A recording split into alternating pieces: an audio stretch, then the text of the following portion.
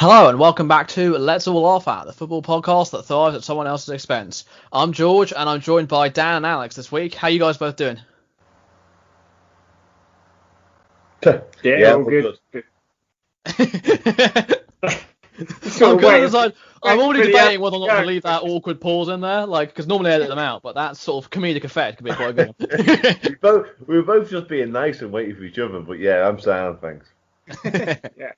Yeah, just typical, bog standard. Yep. Well, so today, as we're recording, is the deadline of the domestic transfer window. The deadline was actually about 3 hours ago, but it was today. And so obviously we had the closing of the foreign transfer window last Monday, I'm pretty sure, at about 11 o'clock as usual. And then we had, because of coronavirus, we had the extended deadline for deals with the EFL clubs, which finished at 5 o'clock today. So that's all done now.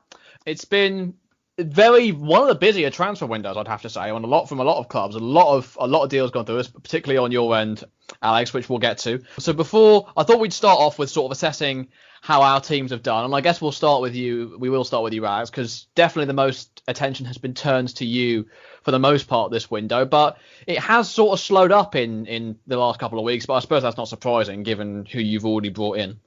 Yeah. No, I think what Chelsea probably did this year was identify targets quite early on and then decided to make a move rather than, this whole sort of, I don't know, what do you want to call it, like a sideshow of waiting around on deadline day and hoping that something happens. I think it's probably the first one that I've done for a while where it's like, oh, okay, we're not actually still after somebody. I think there was always rumours about Declan Rice, but that will probably, if a move happens, that will probably be next summer now. But no, the business that we did, I think, was the right business that we needed to do. There's a mixture of experience, a mixture of youth. Key positions have been filled and depth is now there. It's just whether it all translates onto the pitch and starts producing the results. Yeah, no, I mean, we have sort of seen that in the first couple of games, but then you had Palace come along and give you a comfortable, rolling over. So that should hopefully boost the confidence of some of your signings, particularly Chilwell, who managed to get a goal against us. So yeah, it is all cases because so many of them are unproven in the Premier League as well. It always takes them just that little bit of time to adapt. But I mean, I suppose then, as we've sort of discussed before, the pressure really is on Frank Lampard now. And as Dan's alluded to before on the show before, it's sort of like a balancing act because he also doesn't, he probably, well, I mean, he will have to try. I mean, ultimately, it's Chelsea's ownership that's going to decide his future. And we all know what Abramovich is like when it comes to managers. But at the same time, the backing of the fans are going to basically find any excuse they can to keep him in the job, let's be honest. So we sort of, it's almost like he should have less pressure on him, but he also won't at the same time. Yeah, I mean, you say the fans will look to back him as much as possible. I think general Chelsea fans will. I mean, I'm probably going to not offend people here, but if you go on Twitter, the Twitter brigade is out in full force if we lose and they're like, oh God, don't even get me started. I'm pretty sure every fan base is like that to a degree. Yeah.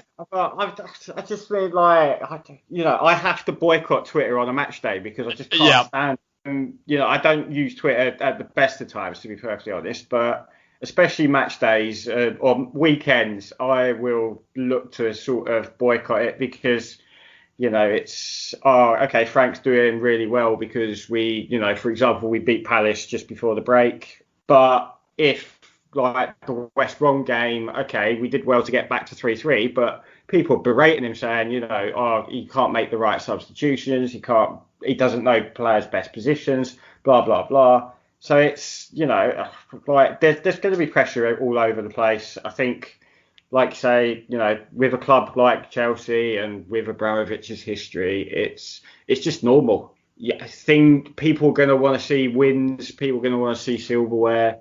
Considering he spent, I think, was it 200 or 300 million? Something 250 million or something, yeah. Yeah, something I saw the other day. I think Chelsea spent more money than the whole of the Bundesliga combined. Wow. That is a stat and a half. He bought some of it as well. Well, exactly, yeah. Yeah. Oh, yeah. Say, most of the money that the Bundesliga probably raised came from Chelsea. Yeah. It's just that pressure's obviously going to be there. I think, there'll be some of us that will be like, we'll back Lampard as long as we possibly can, because he is all right. He started off at West Ham, but he by himself, his own admittance, he's a Chelsea man through and through. Or it's just hopefully the inevitable doesn't happen for quite some time. Yeah, for sure. I mean, I totally understand the whole Twitter thing, which believe me, we will get onto Palace Twitter on my segment. Believe me, we will get to that. But I mean, you said you boycott Twitter on match days. I'm planning on doing the same for the exact reason you just listed, because I'm totally reactionary. I totally let the heat at the moment get to me, and I tweet a lot of stuff that frankly I don't mean. So I mean, it's the same whenever we win. We're getting Europa League because we never learn from our mistakes, and we always get carried away, and then we lose. All of a sudden, our dreams are shattered, and Roy Hodgson's the worst manager in the league. So I totally understand the reactionary sort of thing, and I think that. I mean, for me, the most important job for a manager, chairman, board, etc., is to just ignore Twitter completely. To just completely ignore all the noise that comes on there. Because if you try and bow to that crowd, then it's, there's people on there who have no idea what they're talking about all the time. Obviously, some knowledgeable people as well, a lot of good journalists and a lot of very calm, level-headed fans. But they are, let's be honest, on the football Twitter sphere, they are pretty few and far between. So, yeah, no, for me, again, I don't want to be too sort of harsh with it, but like a lot of them just feel like they're FIFA players, or like these people that create football sort of specific accounts just to copy a player. Like I just don't, honestly, I don't get it. Whether it's because of my age, I don't know, but I just honestly don't get it. Well, I'm pretty sure I'm the youngest one here, but I'm pretty sure I'm older than a lot of these accounts as well. So it's like I wouldn't say I'm much better placed to comment on it than you in terms of understanding it. But I think with football Twitter, a lot of the problem is mainly that because so many, it's such a reactionary thing, and people make fun of each other and get into arguments with each other. And I think because accounts spend so much time bigging up their own club, and especially getting carried away with transfer rumours, a lot of which turn out to be complete nonsense, that they just have this when clubs inevitably let them down from time to time. They just can't handle it, because they've ended up with egg on their face, and they just sort of like they see it as the worst thing in the world. Like, I mean, I've seen, again, I'll save the Palace talk for my segment, but it's like you definitely see that a lot. You see a lot of people who spend their time hyping their club up as much as possible and bragging to their mates about how good their squad is and how they're going to get in so many players and smash them and get European nights at AC Milan or whatever. Can you tell what my experiences with Twitter have been like? Yeah. But yeah, in terms of the actual topic of Chelsea's window, yeah, I mean, there's not much else to say about it. You could argue they've overspent on a lot of those players, but at the end of the day, they have the money to spend and they brought in the players that they need. So not too much complaining that can be done there, I suppose. No, I think, like I said, they've sort of filled the requirements that they had. And yeah, it's just a case of wait and see if it happens. I don't, on the argument about if they've overspent, I still think they got some decent deals out of it. They're probably paying a lot more in wages than they probably should. But, like I say, it's football money. It's just one of those things. Yep. Okay. So we'll move on to you, Dan. By contrast, Liverpool, a much, much quieter window. You have made some significant signings. Pretty much all of them we've talked about on the show pretty extensively. The longest dragging one was obviously Thiago from Bayern Munich. 30 million euros, including add-ons, I think was the final fee in the end, if I remember correctly. You had Jota of Wolves coming in for a similar sort of price range. I forget the exact price. I think it's like 32. Wasn't it? Yeah, something like that, yeah. And then you had Samiktash, the Greek left-back, for about 10-11 million pounds. So, I mean, not much overall, and a lot of outgoings as well, like Ryan Brewster to Sheffield United. I think Harry Wilson was online. He went to Cardiff today. Yeah, I wasn't sure. I didn't see if they confirmed he'd actually signed. Okay. There's a couple more as well. Dejan Lovren left very early. Yeah. Klein obviously left on a free, came to Palace. Yeah. He left, but the thing about Klein, I mean, he left before the season was up, so he didn't get to lift the trophy, which I think was a real shame. I think he deserved a trophy for all this time there, but there you go. Yeah, he spent a lot of time at the club. There's a lot of conjecture about what actually happened towards the end of Klein's spell with Liverpool, to be honest. I heard there were some rumours going around of some... Yeah, he had a lot of injuries, there's no doubt about that. No one can question that, really. But there was a lot of talk at one point that he was back from injury and he still wasn't involved. There's various reasons behind that. So that could be a part of the reason he wasn't involved in the the end of season situation potentially. But I think you've got a good signing actually in Klein while we're on it. I remember he came in for the United game at home and he hadn't played for about 18 months and he was brilliant actually on the day. Oh, okay. So yeah, Yeah. I liked him, to be honest with you. I think we just moved on past him, and when Trent came in, that was it. Yeah. Well, exactly. When you've got Alexander-Arnold, getting assists from corners and by passing along and all that against Barcelona, then Nathaniel Klein sort of becomes an afterthought, doesn't he? Yeah, and obviously I'm biased so I will defend him a lot, but I don't really. This is all alleged stuff we're talking about. We don't know anything for sure, but yeah, I think on the topic of him, I think he's a good signing for you. But in terms of who we've brought in. Yeah, I can't really complain. It's exactly what I expected us to do in many ways. The only other one, Jota came from left field a little bit, if I'm honest. I think a player in that mould was almost definitely going to come in. Someone who could cover for one of the wingers, give them more of a break and stuff, was almost a definite. But I don't think I ever saw it being Jota. I think Ismail Assar was probably the most likely from Watford. But obviously that never came to fruition for anyone in the end. But yeah, Thiago is probably the pick of the bunch, to be honest. And it's strange to say because he's probably the least thing we needed in terms of another central midfielder. We probably didn't need to bring that in. But I said on here before now, when someone like that basically flirts with you and says, come and get me, you can't really turn down. Like, he is a phenomenal footballer. Who we haven't seen yet, really. We had 45 minutes against Chelsea, down to 10 men. It wasn't really a contest by that point.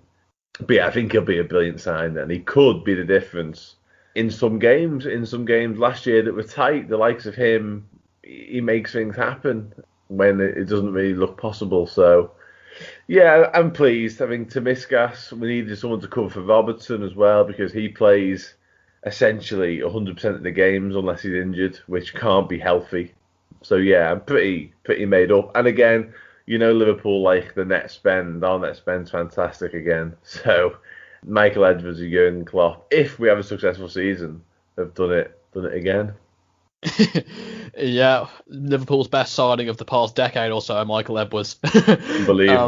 Unbelievable. Yeah, I mean, the Ryan Brewster deal, for instance, I still can't believe we mentioned it last week. I mean, what was it? You got a sell-on clause and a recall option, a buyback option. Like, how is that even possible on the same deal? Does that mean you get like a 10% discount or something?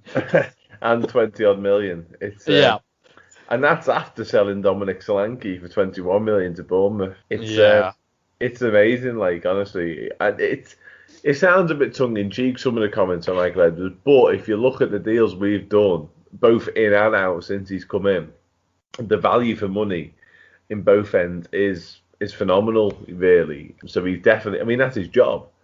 And he's very good at it. It's his job, but if you compare it to other football clubs, if you go to Manchester United, for instance, who probably haven't got someone in that role, I think Ed Woodward potentially does that, and they go and spend, over the odds on players generally. And Liverpool, and it's happened a few times now, it happened with Jamal Lewis this year. Norwich wanted 20 million and we didn't want to pay it, so we didn't. We just kind of called it quits. Like, he refuses to pay over the odds for players. Even though we won the league and probably could have afforded 20 million, if it's not worth it and if the player isn't valued at that to Liverpool, then that's it. You know what I mean? Yeah, I mean, I think particularly compared to some of the signings you made pre-Edwards as well, the likes of Andy Carroll, Charlie Adams, Stuart Downing. You can't really go from that. I think you've earned the right to be a bit smug over the years. Yeah, I'm not singing from the hymn sheet of Liverpool. Have always done this. I'm fully aware. No, absolutely, yeah. But I'm talking since Edwards came in, particularly. No, totally. Yeah, no. My point was just that you've endured so many years of. Yeah, let's just be honest, shite. It's a welcome. It's a very much a welcome change, and like you can understand Liverpool fans for getting a little bit carried away, especially after waiting so long for their title. Well, yeah, I mean it was 10 years. I think it's 10 years today. FSG took over, and we were under Roy Hodgson, obviously, and it was about the time Roy Hodgson said Liverpool aren't too big for a relegation battle. Yeah. That just shows you how far we've come, really. I mean, it's not just down to FSG, although they do deserve some credit, despite the stick they get. They actually get stick, remarkably, for not spending money. Some Liverpool fans love the fact, the whole net spend thing, and some despise it because we don't spend. We do spend money, but we have to earn it first, if that makes sense, obviously. Yeah, no, totally. So, yeah, but yeah, 10 years today, FSG. Yeah, I mean, I could sort of understand the complaints for that because it's like, again, if you're not bringing in the right players, then, the net spend is sort of like almost irrelevant. It's like, well, you need to be bringing the players you need. But I think it's because over the last 3 or 4 years in particular, you've gotten very good at identifying the exact players you need and making sure that the money is always available. Like when you brought in Van Dijk, you sold Coutinho for about, 120 million euros after that?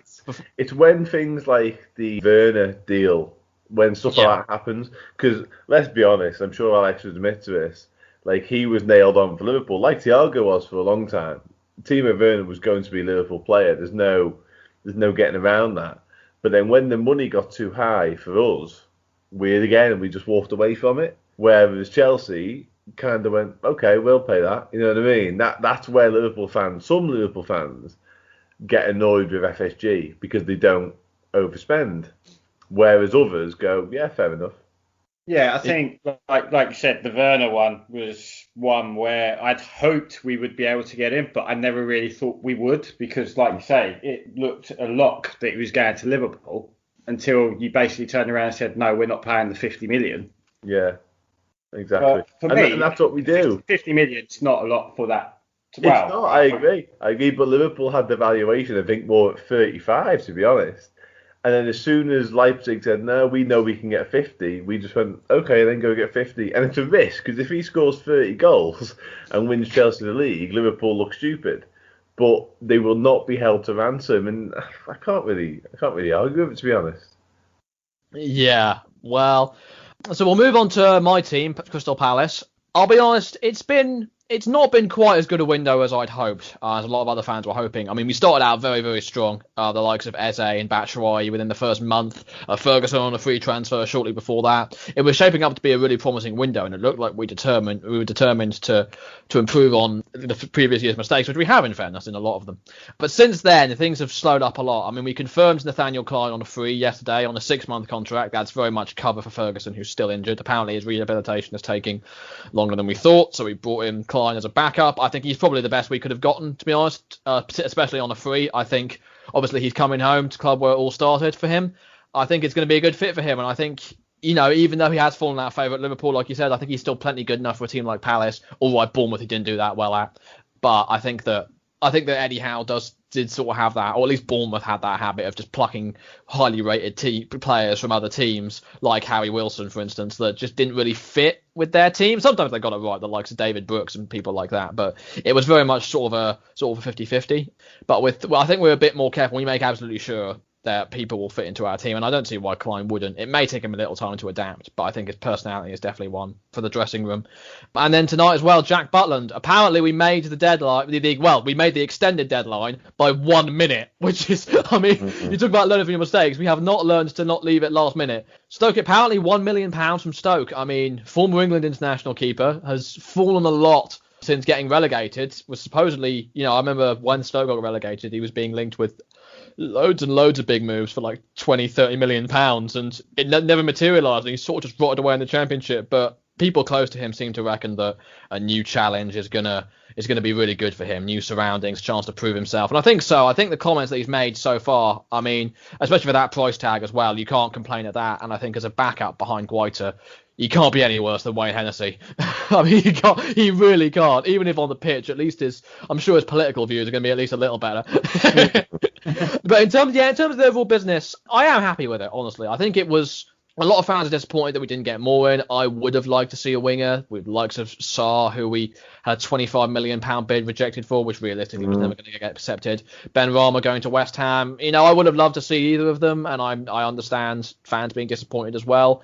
And I would have liked to see a winger in, particularly on the right. I think we are still lacking a bit of cover there, but we've addressed pretty much every other position that we've been looking at that we needed to address, and we've got good players in to do it. So I think it's a hard one to call, because I am definitely pleased with this window. It's been a good window, but the main thing is it has to be, it can't end here. It has to be the start of something in the future. If we have continuous windows like with this one, where we bring in 3 or 4 or 5 younger players, or at the very least young, like sort of 19 to 27-year-old players, then that's a good sign, because it's the start that if we can continuously keep doing this, it's just, we'll look back on this window as the start of something big. But if this is going to be it for the next 3 years while we just bring in free transfers again, then it's going to be a problem. I'm interested to see what you guys think about it from an outside perspective.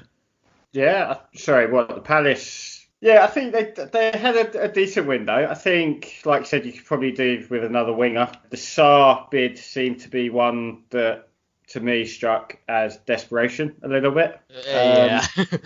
The whole 25 million, like you said, was never really going to be accepted, considering I think they wanted around 40. Yeah, which I think is ridiculous, by the way. I mean, I know he's a good player, but he is still a championship winger ultimately. So yeah, I just wonder if it's because they only signed him in January, so obviously still got. Well, they signed him in the summer, actually, not January. So they've only had him for a year. But okay. Yeah. I don't know where he was for the first 6 months then, but yeah, it's whether it's because he's only been there for a year, so he's probably still got a hefty deal left. They just want to try and recoup as much money as possible. But like you said, like Ben Rama was the other one, but apparently there's some issues because West Ham have only signed him on loan with an obligation to buy now. Yep. But I think the Butland one is a decent deal, and the fact that you've managed to keep Zaha.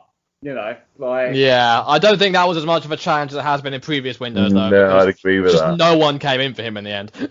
No, there is that, but I still think it's a win as such. Yeah, totally. Maybe the only disappointing thing is the fact that you lost Sorloth. I don't know. We've discussed Sorloth on this show. I think it's Sorloth you pronounce it. I can't really get it right. I've heard commentators just dropping the H and calling him Sorloth. But Scandinavians, it's a weird. Yeah. That's it. That's strange. Yeah. I mean, he is doing well for Norway, to be fair to him, and I think if there was any club that could get the best out of him with their structure, it would be Leipzig. So I do kind of hope, and the fact that we actually got a profit from him as well, and got a good fee, and even got a sell-on clause. So let's face it, if Leipzig do sell him in the next couple of years, it probably is going to be if he kicks on well, and then he's going to go for something like 90, 100 million euros. I mean, that's 9-10 million euros for us. So you can't complain about that with the way the market's going. But yeah, that's all now. From my point of view for Palace, the Jack Butland one's really interesting because, unbelievably, we were linked with Jack Butland last week. Yeah. On the back of Adrian's performance, should we say. But we were also linked with a couple of keepers from the Championship, Ben Foster being another one. I must admit, I wasn't enamoured with it. I know he's not going to come in as Liverpool or even Crystal Palace number 1, but his form for Stoke when they got relegated was horrendous. Like, he really fell away. I'm not sure more recently how he's been.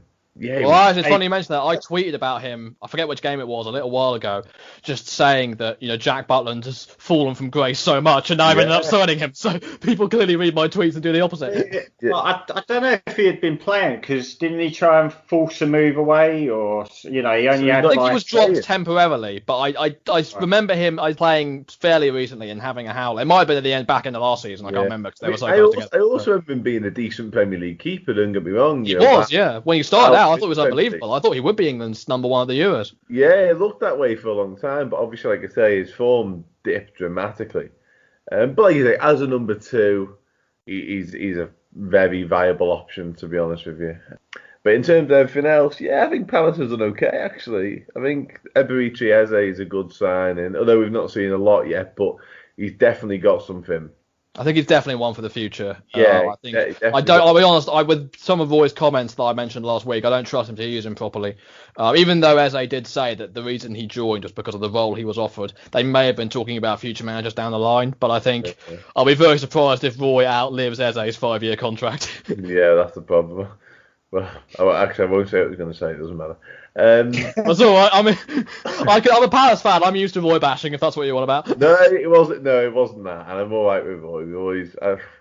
As much as I despise what he did with us, he's all right. Yeah, I think Palace have had a good window, to be honest with you. I think you've addressed some areas probably need to address. Maybe another striker. I think maybe someone like Josh King, who's ended up staying at Bournemouth, might have been a shout. Yeah, I think Bournemouth dropped their price to about 10 million. I think that would have been a good price. Then we could have shifted someone like Zaha or you out wide.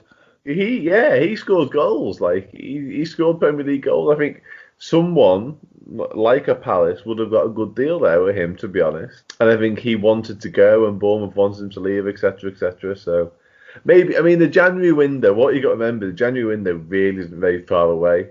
Yeah, Like, exactly. we're literally barely 2 months away from it now. So someone like King could easily be picked up again at 10 million or even cheaper by then. And I think there's another international break in the meantime. So there's probably November, I think it is. Yeah. probably not even that much football between now and then, really. So, but yeah, overall, I think Palace had a decent window, to be honest.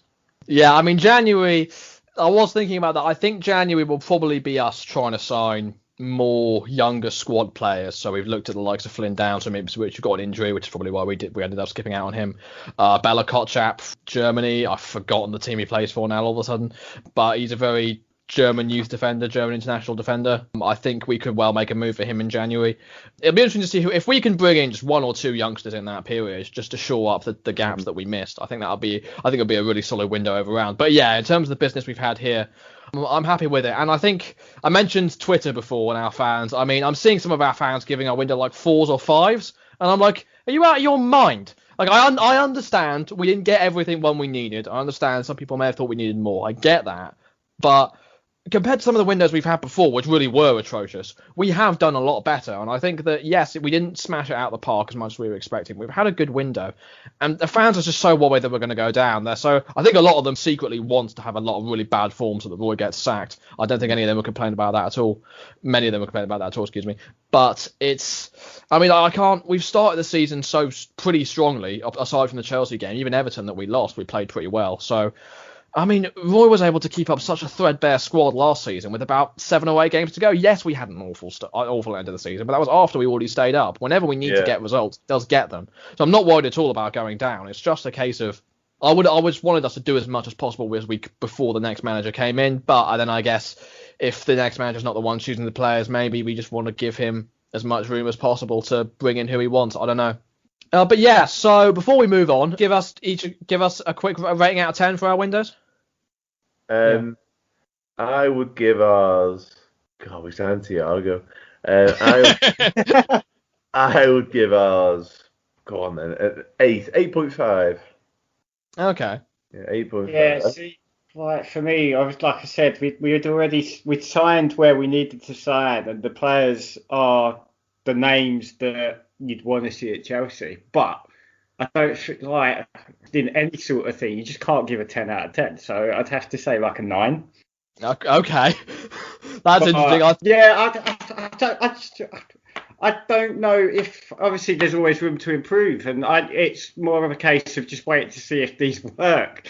But looking at things on paper, they've all got the ability, and I think all of them will improve the team by tenfold. So that's why I would go as high as the 9. Yeah, well, I was thinking why you'd missed off the perfect 10, because a lot of people would give you a 10 out of 10. But I suppose, like you said, the jury is sort of still out. I think if you'd won 4 out of 4 games, you probably would be giving it a 10, to be fair. But since you haven't, then it's a bit more of a, we're not sure. Yeah, I think there's also doubts around Lampard. No, jokes. You know, it's just for me, on a personal note, I just can never give 10 out of 10. It's always, 9 or 9.5 maybe. I'd also say, like, and this is me being massive devil's advocate here for a change, but the signings haven't actually been the ones to perform for Chelsea so far. Like, I think was it the West Brom game, the 3 goal scorers, the 3 players that already were there. Yeah. No, it was the 3 young kids. Yeah, Werner probably in the League Cup's done nothing, and I say that and he'll score loads tomorrow. But like, they haven't. I mean, they do need time to settle into the Premier League, most of them. Obviously, Thiago Silva had his nightmare moment. So yeah, that might be another reason you've not give it a potential 10, because the new signings aren't really impressing. But Ben Chilwell probably had the best time so far. Yeah, definitely. I think I saw people raving over Mendy, but I think he made 1 save in the Palace game, and it was like, well, you will keep a clean sheet if the ball's just struck straight at you. Like, if the ball's in the exactly, opposite or the players just forget the goalkeeper exists. Or just the penalty box in general exists. That's quite helpful. Yeah. So we, like I said, it's one of those things. You just have to wait and see. But looking on paper, those signings are solid pieces of business.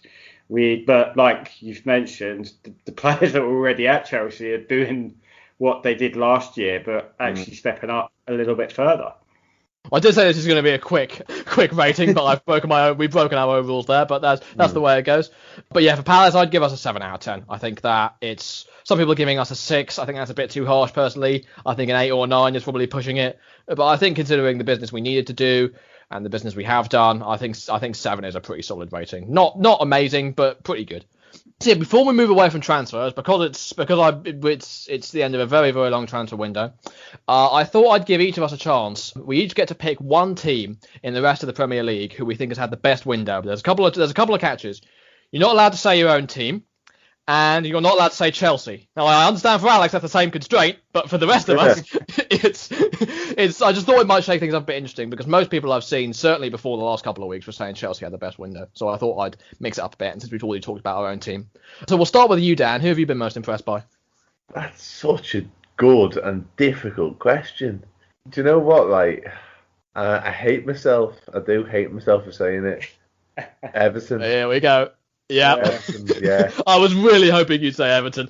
Yeah, it's difficult not to, and I've said on it, I'm an objective Liverpool fan in terms of I don't have a hatred. I will tomorrow about 12 o'clock, but right now I don't have a hatred towards Everton, and they had a really good window. Like, I'm still sceptical and pretty sure it won't mean they finish in the top 4, but yeah, they've had a brilliant window in terms of doing what Liverpool have done, and I've seen other people say this. This isn't me bragging again, but Carlo Ancelotti decided what players he needed, and he went and bought them players. Whereas previous managers for Everton have had this scattergun approach of just buying names and buying footballers and hoping it kind of works, and it never does, obviously. Whereas he highlighted the areas he thought he needed, and he went and got them. And so far, they're much improved. And they've got to be much improved come the end of the season. There's no doubt about it. I don't think they're going to finish top 4, like I say, but God, they could probably get top 6 and certainly be there or thereabouts, and that's a massive improvement. So, yeah, Everton. Well, looking at the players they brought in, we had Alan from Napoli, we had your mate James from... God. He's still at Real Madrid, isn't he? Because he was on loan at Bayern Munich. Yeah, so from Real Madrid. Yeah. We had Abdoulaye Doucouré from Watford, and then the latest signing, Ben Godfrey from Norwich. If I've got this, I've calculated the net spend, so this might be wrong. I keep track of them as the window goes on, but I've got here a net spend of 34.4 million because they sold Schneiderlin as well for about 20-25 million. So, it's the midfield they've strengthened, but it was the midfield was their biggest weakness, and that midfield, it's safe to say, has completely transformed their team. So, I think simply because they've got Ancelotti, I think they do have a real chance of getting top 4, honestly, especially with how some of the traditional top 6 teams have started. I think it's wide open for a number of teams in that bracket. But I understand why you'd be a bit more sceptical. Yeah, I am sceptical. Not because of Everton necessarily, because right now, there's no doubt about it. Of course they get top 4, they're flying. But I just think football will sort itself out eventually in terms of the likes of City and possibly United will start playing like how they should again, if that makes sense, because they're not at the minute. You know what I mean? Like Liverpool, they got beat 7-2 last weekend. That's not normal. And I just think it's going through a little bit of a blip, but it will calm down again. And I think when it happens, I don't see Everton being able to maintain the pace. Yeah, well, I think for me, it's their biggest test by far next week. Tottenham was a pretty big test as well, but especially considering it's the derby and it's against the champions. I think if they can get a win tomorrow, then that's a massive statement of intent for them, and I think everyone should really start to take them seriously. Yeah, I agree with that. Yeah. Well, you'll have to agree. Yeah, no, I agree with that. I still listen. If the worst does happen tomorrow and they do win, then I'm not going to get carried away and say, well, that's that then, they finish above us because there's a long time to go. But it'd be a 6-point gap and you'd have to start wondering. Yeah, okay, so Everton. So what about you, Alex? Who do you think's got to have the best window aside from yourselves? Yeah, so I would have said Everton to begin with, but to try and sort of provide a different view, I think I was quite impressed. I don't really want to say it, but I was quite impressed with Arsenal because I think they've managed to sort of, although they messed up with I can't say his name. Hosamoa, I think his name is. They messed up. Yeah, they messed up with that deal, but then they managed to bring in Partey or Party, depending on what part of the country you're from. But, they also brought in a centre-back in Gabriel Magalhaes. They've also, Willian was a big deal for them, I think. Not just, the fact that I would have liked to have kept him at Chelsea anyway. Obviously, I know the players that we brought and not going into it too much, but like Willian's an experienced player. He doesn't look out of place with Arsenal at the minute as well. He looks, as if he's hitting the ground running. All he's done is switched his T-shirt from a blue one to a red one. But no, I think Arteta's obviously got Arsenal playing well to begin with, but now he's building the team in positions that were always a problem at one stage. And I think, and obviously they managed to keep Aubameyang for an extended deal, so that could be classed as a signing if you wish. But for me, they've got things, whether it's the most impressive or whether it's just that they've got things right. I think that's probably the big thing for me, is that they've actually got things done correctly this year, whereas I'm sure Johnny would mention that it's been a long time since that's happened. Yeah, well, we were meant to get Johnny on the show, but he pulled out, unfortunately. So I can't. I'm sure he's off having a good party. I had to get that line in on the podcast at some point. I had to get it in, especially now he's not here. But I think if we actually look at their signings, they had Gabriel, Willian, Ceballos on loan again, Suarez from Southampton, which is a bit of a weird one, and then Thomas Partey, obviously. I'm probably missing a couple because I'll be honest, I've been sort of out of whack of it the past week or so. I sort of noting down my own. But that's what I can see. And I think that for the money they've spent as well, I mean, they haven't spent a huge amount compared to other teams. It's been a significant amount, but they've been able to get good deals for a lot of them. And selling Martinez to Aston Villa as well, helping balance that cash out a bit. Although he is a good backup keeper. Hopefully they won't live to regret that. Although Leno obviously has been doing well. But I think it was...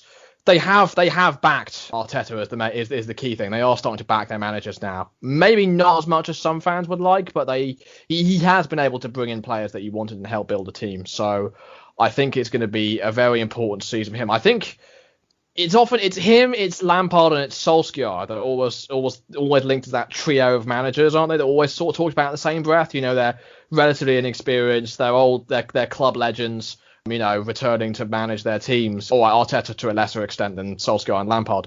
But I think he's probably done the best so far out of the three, considering what he's had. I would have argued had Lampard won the FA Cup last year, I probably would have said he would have done the best job.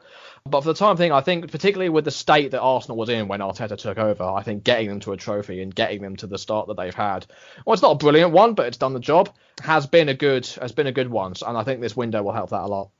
Yeah, definitely. Like I say, I think, they've obviously found a formula under Arteta that's working. And if he's given enough time, well, he'll be given the time if they continue as they are, because I don't think they've lost the game yet, have they, this season? So, I think for them, so as cliched as it is, the only way is going upwards. It's just whether they've got enough to continue and sustain it. That would be the only question. Wow, that's the worry. Yeah, they've got to keep this up for the next few years, in my opinion, if they want to get anywhere near where they were even 10 years ago, really. But it'll be fun to watch. It'll be fun to watch that on this show with Johnny, to follow it with him. But so for my team, my best team in the window, because I would say Chelsea are the best, personally, considering even with the money, even with how much they've spent, I think they've spent it on all the areas they need, which is the key thing. But second to them, I've actually got another one of your rivals, Alex. I've got Spurs. I understand. That's the one I didn't want to mention. Yeah. Well, obviously your favourite team as well, with your favourite manager in charge, Dan. But I think he's done well this window, to be fair. I think that obviously the likes of Bale and Reguilon, mostly Bale, is the big name one.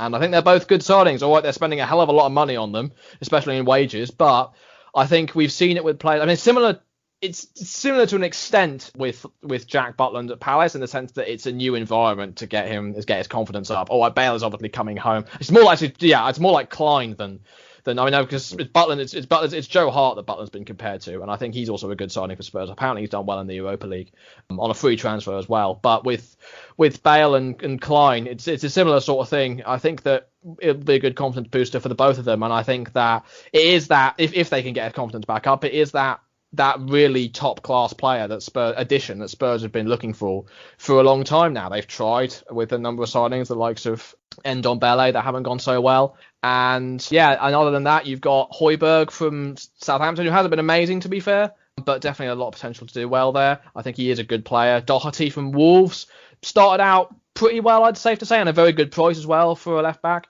Right wing back, whatever you want to call him. About all I've got. They've got rid of some players as well, like some Walker Peters to Southampton, the other way around. They've signed Joe Rodon today. Yeah, I was about to mention him, Rodon from Swansea. £15 million, I think it is. Definitely a very promising player.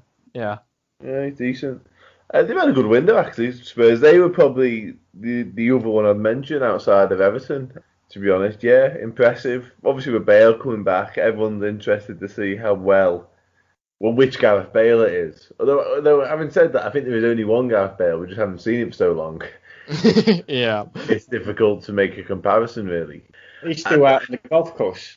Yeah, exactly. I think people have been getting a little bit carried away with Spurs this week in terms of winning the league and top four. I still can see the usual contenders for the top four, which Spurs weren't one of last year, really. So I'm not sure myself just yet. But like I say, the signings have been fantastic. And if Bale is the Gareth Bale that we all remember, then that's probably the difference between them being there or them not being there. I think outside of that, not for me. But if he can find his form again, possibly. And it's a bit harsh to say, but I just think defensively, even with Joe Rodon, I think they're still lacking defensively. And I think you've seen it time and time again now, recently in the Premier League. It's all well and good having these fantastic attacking players, but if you can't keep goals out the other end, there's no good to anyone. You don't win leagues or really get top four just scoring more than the opposition. It doesn't work like that. You just become unstuck. And I've seen that for years with Liverpool, even the Klopp in the early days. You know, the amount of times we'd be against Palace or against Bournemouth, we were 3-1 up against Bournemouth away and we lost 4-3. I remember that game. That was crazy. That'll happen too much to teams like that. And I think that could be the case with Spurs, even though Mourinho is a bit of a genius in terms of defending. I was going to say, it's weird to talk about Jose Mourinho's side lacking defence. Yeah, it is. He could well set them up well enough not to concede many, but like I say, I think player for player wise, I don't think they've got the defence to get them certainly anywhere near the title. Yeah, okay then.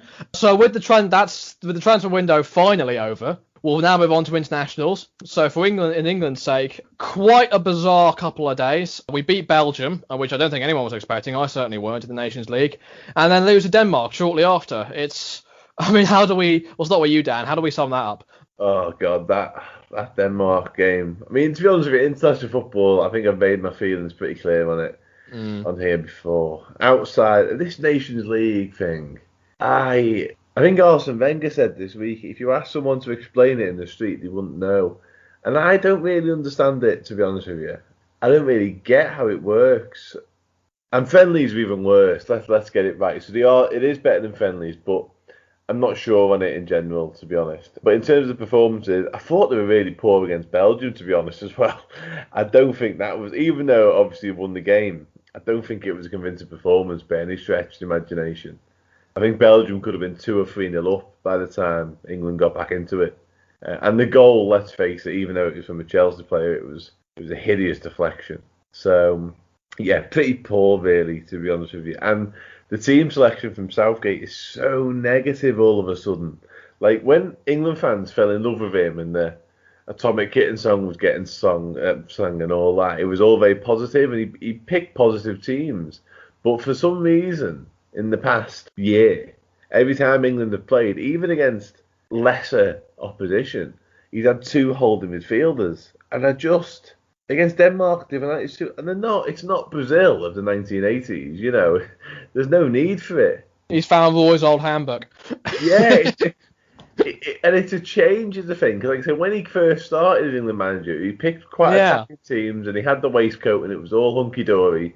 But for some reason, and he had a bit of a free pass to the World Cup semi-finals, in my opinion, because they didn't play anyone until Croatia, and they got beat. You know, I mean, they got beat 3 times in that World Cup, twice by Belgium and once by Croatia.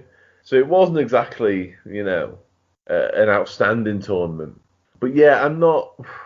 The Belgian result in isolation is a good one, but in terms of the actual international break thing, then I thought it was pretty poor, to be honest.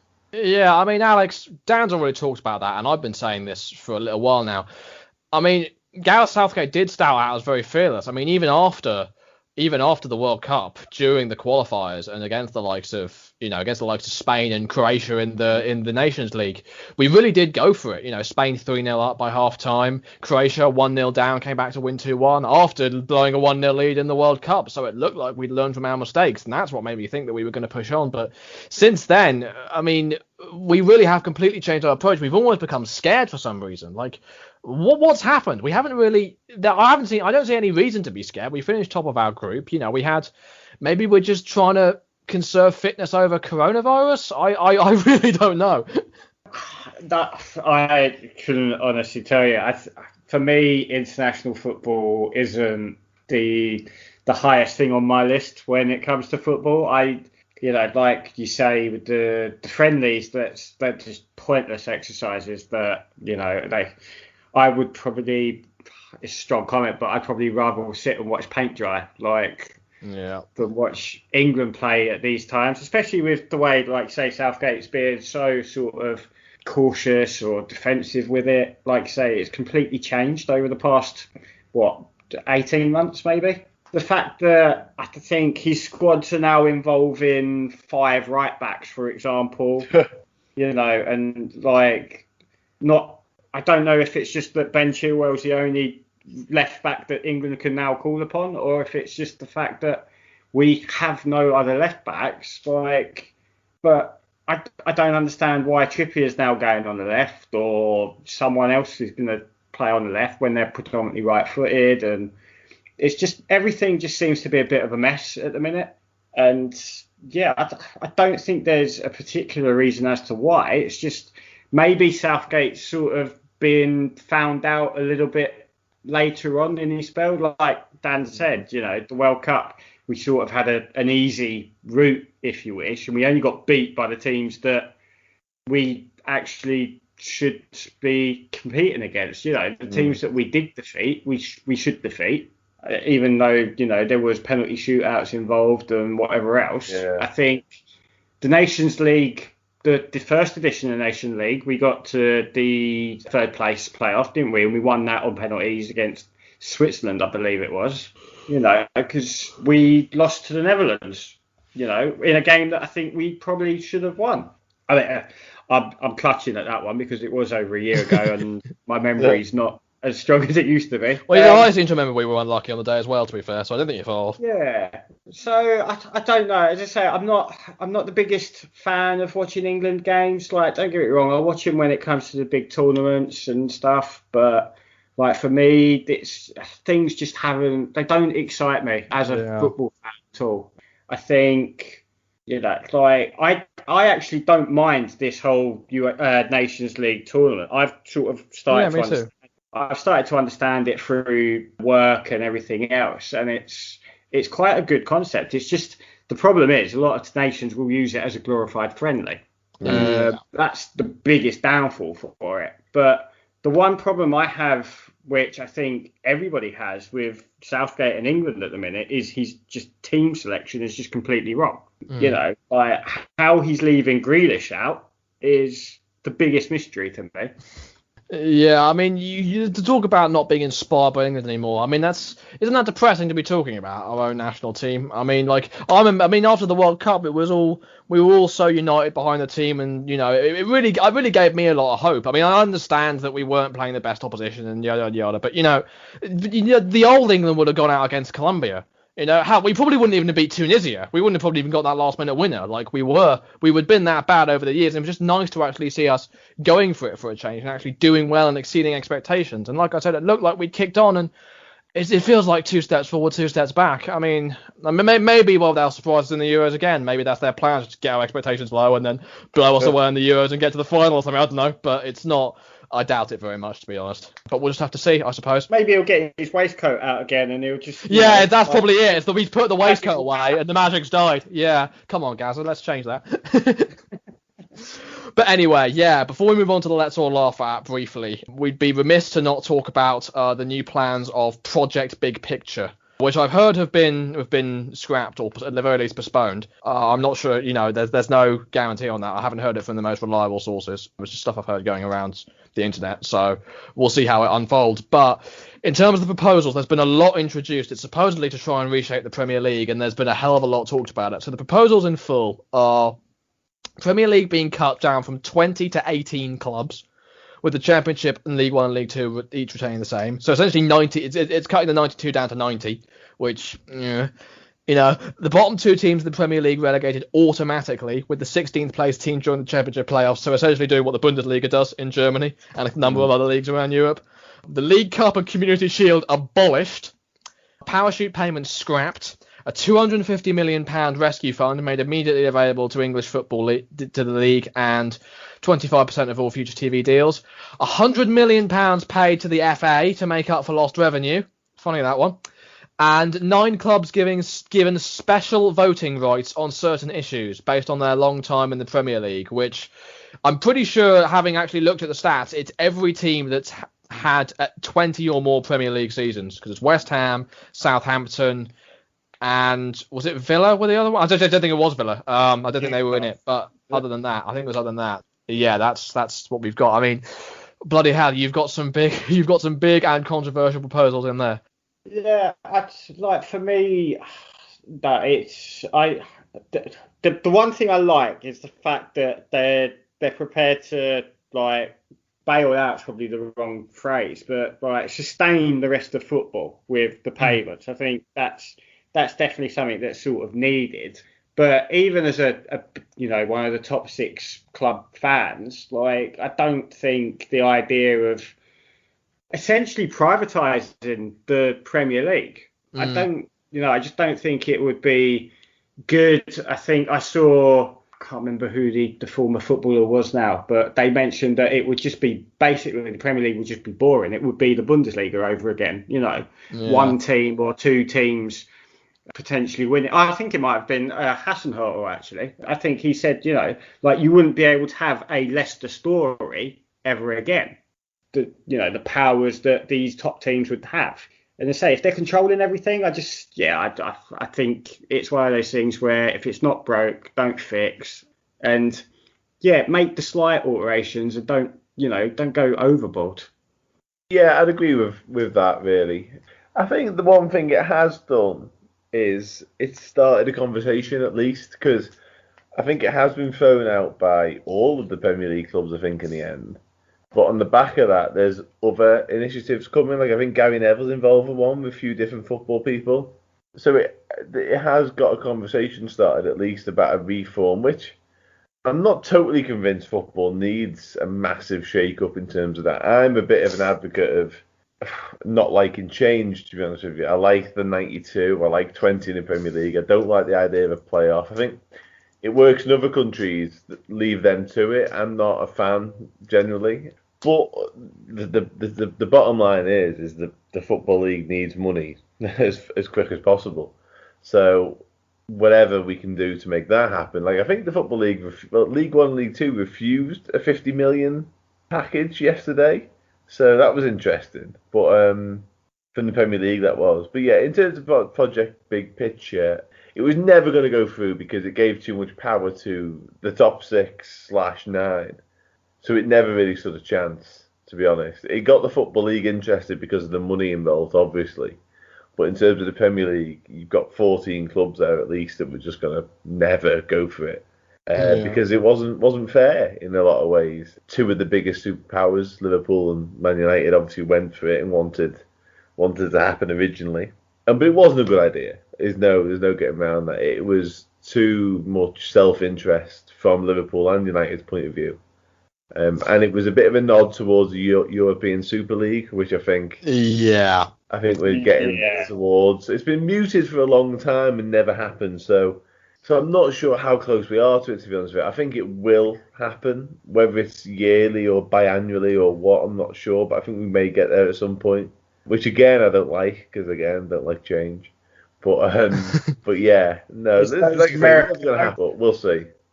Should just be the title of this episode, shouldn't it? We don't like change. But yeah, I mean, I agree with you. I think the European Super League is inevitable at this point. I think it's very clear that the higher ups in football are desperate for it to happen in some form. And if they want, that's ultimately who controls football nowadays. So there's not much we can do about it. And I mean, do you think that perhaps almost, I mean, because there's some outrageous stuff in here. The main thing for me is that League Cup and Community Shield abolished. Like, especially the Community Shield, because as much as I love the League Cup, as much as I want to keep the League Cup, if only because it's our only chance of actually winning a trophy, the Community Shield is like a massive, it's arguably the biggest tradition in English football. Like, it's, the whole point is like, it's a charity game, it's a massive, it's a lot of people count it as a regular trophy just because it's such a big occasion, and it's like, it marks the start of the season. I can't imagine a season starting without it, but it makes me wonder, are these teams proposing, are they basically trying to use it as a way to say, okay, we've tried to give you a deal that allows us to support the rest of the Football League and give them money, but you haven't taken it. Like, they're essentially trying to pack it with as many unfair stuff as possible so that it's forced to be rejected, and people are essentially saying, well, you're the ones that rejected the deal, we offered to give you all this money and you said no. Do you think something like that might be going on? Yeah, potentially. I think, like you said, with the League Cup and the Community Shield, it's obviously they're sort of won by the same teams every other year, and they're the teams that have probably decided that they've had enough of it. You know, whereas, like you say, your Crystal Palaces and your West Hams and whoever else you want to throw in, well, everyone under the top six basically, or include Tottenham in that maybe, but you know, it's their best chance at a trophy alongside the FA Cup. So your Man Uniteds, your Chelseas, your Liverpools, your Arsenals, well, maybe not Arsenal, I don't know. But, you know, they're all going to be like, nah, right, we just don't want to play as many games as we are now. Or we want to replace those games with this Super League, potentially. And, yeah, you know, like you say, on the point of have they made a deal they've not made the deal, but have they come up with a proposal just knowing that it's going to be shot down because of how ludicrous the terms are? It's basically, are they just making face? Which, yeah, potentially they are. Yeah, possibly. I think, I must admit, under our current manager, it's difficult to not agree with leaving the League Cup and the Community Shield. The Community Shield is a one-off game, so that's not really an argument, in my opinion. It's just one of them things. Like I say, it is a tradition, and the fact it is only one game, you may as well have it. But the League Cup, it does become a bit of a burden, to be honest with you. I'm only talking Champions League here. I wouldn't do away with it full stop. But if you're playing Champions League or Europa League football, probably more Europa League, because your schedule can become really hectic. You know, the likes of Wolves, etc., last year played nearly 100 games.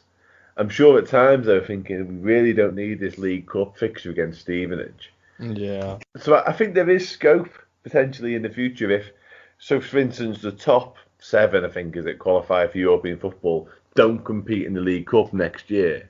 That's definitely an option. You can make it a choice potentially to the club. Do you think they could make it the same as I think it's called the Leasing Cup now, is it? Where like you've got the lower tiered sides, and then you've got the under 23s or the B team or whatever. Could they not introduce that into the League Cup? Well, I think they've already got a trophy for that as the problem, so I'm not sure if they really need 2 for that. I don't know. I just feel like with the League Cup, like it's obvious. It's the big clubs are the only ones that are concerned about that, and the European clubs, and I feel like it's them that's being taken into account there. So I feel like, I don't know. I would also just leave it as it is, the League Cup. I mean, I feel like, again, like with Liverpool, if I mean, look what you did against Aston Villa last year. You just feel the kids when you didn't want to. I mean, I understand you had the Club World Cup as well. But I think if, as long as they're allowed to field whatever teams they want, if they just want to throw games, then that should be big teams' decisions. I mean, it gives smaller clubs a chance to win a trophy as well. So, and I like it for that fact. I think the likes of Palace and other clubs who want a trophy, it's a great way of getting one. 100%, I've got no issue with that. My only thing with this playing weaker teams is that their managers, Jurgen Klopp included, just get chastised all week for doing that. Yeah, like he can't win. So in one hand, people are saying, "Oh, you've got so many fixtures to play. How are you going to do it?" And then when he fields the kids against someone, not necessarily Palace, or even the Shrewsbury game, people say, "Oh, he's not taking it seriously. He's fielding a weakened team." Like, what do you want him or other managers to do? You know what I mean? They just want to moan at him a lot of the time. They just want an excuse to moan at him. Basically, yeah. Yeah. Well, anyways, since it looks like it has been scrapped, probably not much point dwelling on it. So what we will dwell on is the Let's All Laugh at, because probably not as eventful this week, but hopefully we can find some stuff in there. So we'll start with you, Dan. Yeah. Now, I mean, this is my second time nominating this man. This time, probably more justified. Now, I'd like to caveat this for a start, because there's been a little bit of conjecture about where he's at in terms of his headspace, but I don't think that's really a thing at the minute. I just think he's having a difficult time. Harry Maguire is my man. Ah, okay. Like, I'm sorry, but I don't know what it is. No one knows what it is. That's the thing. We can't really talk about what difficulty he may or maybe not be having because no one knows. People are just making that up. He could be absolutely fine, just performing terribly. Because that performance against Denmark was woeful. In that half an hour he was on the field, he produced two of the worst first touches I've ever seen, nearly fell over of his own accord, and then got sent off. And people are talking about it since the Greek thing, the thing in Mykonos. But for me, he's been doing this for a while now. Like, I don't think, I know what is the case. Leicester are laughing at 80 million, I know that. But I'm not sure he's ever been that good at football, mate. I think what he does is he heads it very well and he kicks it very well when it's near him. But outside of them two things, I don't think he's very good at all. So mine is him for that performance the other night. Yeah, I mean, there is a good chance, to be fair, that his mental health could be depleting because of his bad performances. That's always a case. We've seen that with players in the past, and obviously we don't want to make light of any of that at all. If indeed something like that is going on. No. Yeah, absolutely. Yeah. Like I said, at the minute, that is just speculation because we have no idea if that's the case. Like someone spoke about this the other day on TalkSport, and I thought, and someone else replied, "So we've got no idea. He could be happy as Larry, just not playing very well. He's earning enough money to be fair." Yeah, exactly. Yeah. Yeah, no, it was just. I mean, look, every single footballer that's ever lived has had to deal with criticism and laughing at some point. So, I mean, there's no militia here whatsoever. It's just a case of seeing someone. It is solely criticism of his performance, in my opinion. You know what I mean? Like totally. whatever happens outside of that is by the by. Like his performance on the field, certainly the other night, and for me before that, it's pretty laughable. Like it's not good. Yeah, no, for sure. A bit of a repeat. A favourite guest, a bit like our old friend Jim White, but for different reasons. So yeah, Alex, what have you got? Yeah, to be honest, I was going to go with the whole Maguire element as well, but I just would add to what Dan was saying about how the way he plays, like. You just notice like his movements. He turns as if he's like a Boeing jet. Like you just can't. I don't know what it is, but yeah, Leicester obviously laughing away. I think Merson said like at the beginning of last season that Maguire's not an £80 million defender. He's not. He's a decent defender when it's coming down to the core elements of just getting rid of the ball. But that's it. And obviously, I think he's just been found out. But no, going away from the whole Maguire thing, just to give some other view, I think it's one of Dan's favourite people, but Mr. Mourinho has decided to come out with a few things this afternoon, I believe it was. So Arsene Wenger released his book, and he didn't mention Mourinho in the book at all. I don't know if you heard this, but a reporter had asked Mr. Jose about it, and he said, why would he include me if he's never beaten me?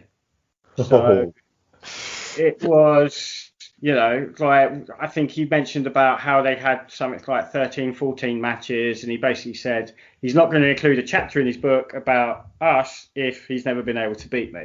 It's just like typical Mourinho sort of answer. You think he's sort of coming down to earth a little bit with some of the things he's done, like the Amazon Prime documentary. The Amazon Prime documentary showing this whole different character. Like you now know it was just a character. Whereas he's then coming out back with these drives with a manager that Yeah, I don't even know if Arsene Wenger's still a manager. I don't know if he's actually retired or if he's like just waiting around for his next He's job. linked with about every job under the sun nowadays, especially Yeah, outside of the I mean, Premier I League. saw him linked with the England job if Yeah. Southgate would go. So I was like, okay, someone's sort of playing around a bit here. But I know there's, Wenger's obviously always famous with, oh, I could have had this player or I could have had this job. He's always famous for these nearly stories. But yeah, it's just peak Mourinho for me. Yeah, yeah, very much a classic Mourinho quote. For that one, we've all had our say on him in the past. Yeah, I mean, the obsession with Arsene Wenger is a bit of a weird one. I mean, he very clearly had the better of him when they were both managing at the same time. But I mean, it's just a weird one that he's brought up all of a sudden. Maybe it's because he's Spurs manager and he wants to try and win a few more points with them. I don't know, or maybe he's just doing it for the sake of doing it. Trying to get a bit of attention, all that, create a bit of a drama. Yeah, we know what Mourinho's like. But speaking of Mourinho somewhat, my nomination for this week is Frank de Boer for still not winning a game as Netherlands manager. He's lost to Mexico so far, drawn with Bosnia and Herzegovina in the Nations League, and drawn with Italy. And the reason I brought up Mourinho is, this was a while ago now, but that quote of his quoting Frank de Boer as the worst manager in Premier League history, which, I mean, he's not wrong, let's face it. No wins, no points, and no goals. So... I love that. That was definitely one of my more favourite quotes. I like it when he's actually... It's good when he's actually insulting people that deserve it, but in terms of Wenger, it's like sort of a, whatever you think... All right, he's stagnated in his past few years, but he is still, one of the best managers in the Premier League era, certainly. So, yeah. So, yeah, in terms of... I think since you both nominated Harry Maguire to a degree, I think we've both got to go for that one, and because he's such a fan favourite as well, or panelist favourite, I should say. And God love him in many ways, but like I say, solely based on performance, my lord. And you know what? It makes it worse that he costs so much money. It shouldn't do, but it does. It instantly draws comparisons, and he was a lot of money. So yeah, Harry Maguire. Yeah, I mean, I like the money side of it. I see sort of resemblances in the whole Kepa situation at Chelsea. How the price tag is what draws the criticism as much as his performance. Yeah. Well, funnily enough, there's two Liverpool comparisons there, because Kepa was not long after Alisson and Maguire was not long after Van Dijk, and you instantly have to compare them all, don't you? Yeah, very true. But yeah, as I said, Maguire it just doesn't. I don't know if he is a footballer, to be perfectly honest. It's strange. Footballer or a fridge, he's one of those. I say, he doesn't look like he'd be out of place at Stansted. No. Listen, like I say, he obviously something's gone wrong, and someone said the other day about him. Actually, it's almost like he's trying to play like an £80 million footballer and not sticking to what he does well. Because listen, when he was at Leicester, he did certain things very well. He did the basics well, was the thing. He was a very traditional, solid, no nonsense centre back. I think the price tag, has Nate playing in a more free, quote unquote, attacking side in United. Yeah, and he almost needs to look better on the ball. He needs to think about what he does. He needs to do things a bit more style, maybe. And that's what's getting him into trouble all the time. Whereas if he just did the basics again, and I do think United probably play a higher line than Leicester, and we've all discussed how turning isn't necessarily a strong point. So maybe that's another issue, I don't know. But whatever it is, and it's not just this week. I think it's more like just over a year now. He's been putting in pretty average performances. So do you think it's because he was made captain of United? Possibly that might be another element. So £80 million at Man United and captain. It's all this stuff is just coming a cropper so quickly. Like it's not good for him. No, not good at all. Not good at all. Anyway. Anyway, so we are about out of time for this episode, so thanks for listening. Be sure to drop us a like and a follow, whatever platform you're on. You can find us on YouTube and Spotify at Let's All Laugh at a Football Podcast, as well as Twitter at LALA_podcast. Be sure to check out Dan's work on Last Word on Football and Extra Time Talk. Be sure to check out Alex's work, check out our social media, links in the description as always. Thanks to Dan and Alex for joining me this episode. Thanks for listening, and we'll see you guys next time. Take care.